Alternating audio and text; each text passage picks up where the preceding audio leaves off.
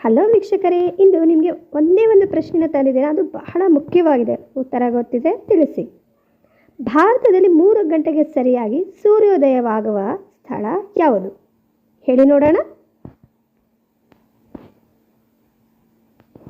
ಇದಕ್ಕೆ ಉತ್ತರ ಅರುಣಾಚಲ ಪ್ರದೇಶ, ಅಂಜವ್ ಜಿಲ್ಲೆಯಲ್ಲಿರುವ ಡಾಂಗ್ ಗ್ರಾಮ ಭಾರತದಲ್ಲಿ ಸೂರ್ಯೋದಯವನ್ನು ಮೊಟ್ಟ ಮೊದಲು ಕಾಣುವಂಥ ಸ್ಥಳವಾಗಿದೆ.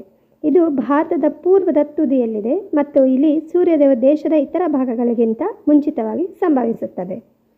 ಡಾಂಗ್ ಗ್ರಾಮವು ಬ್ರಹ್ಮಪುತ್ರ ನದಿಯ ಉಪನದಿಯಾದ ಲೋಹಿತ್ ನದಿಯ ಸಂಗಮದಲ್ಲಿದೆ ಮತ್ತು ಸಮುದ್ರ ಮಟ್ಟದಿಂದ 1200 ಮೀಟರ್ ಎತ್ತರದಲ್ಲಿದೆ. ಇಲ್ಲಿನ ಸೂರ್ಯೋದಯವು ದೇಶದ ಬೇರೆಡೆಗಿಂತ ಸುಮಾರು 1 ಗಂಟೆ ಮುಂಚಿತವಾಗಿ ಸಂಭವಿಸುತ್ತದೆ. ಈ ಕಾರಣಕ್ಕಾಗಿ ಡಾಂಗ್ ಗ್ರಾಮವನ್ನು ಭಾರತದ ಜಪಾನ್ ಎಂದು ಕೂಡ ಕರೆಯುತ್ತಾರೆ. 1999ರಲ್ಲಿ ಡಾಂಗ್ ಗ್ರಾಮವು ಭಾರತದಲ್ಲಿ ಉದಯಿಸುತ್ತಿರುವ ಸೂರ್ಯನ ಸ್ಥಾನಮಾನವನ್ನು ಪಡೆಯಿತು. ಇಲ್ಲಿ ಸೂರ್ಯನ ಮೊದಲ ಕಿರಣವು ಮುಂಜಾನೆ 3 ಗಂಟೆಗೆ ಭೂಮಿಯನ್ನು ಸ್ಪರ್ಶಿಸುತ್ತದೆ.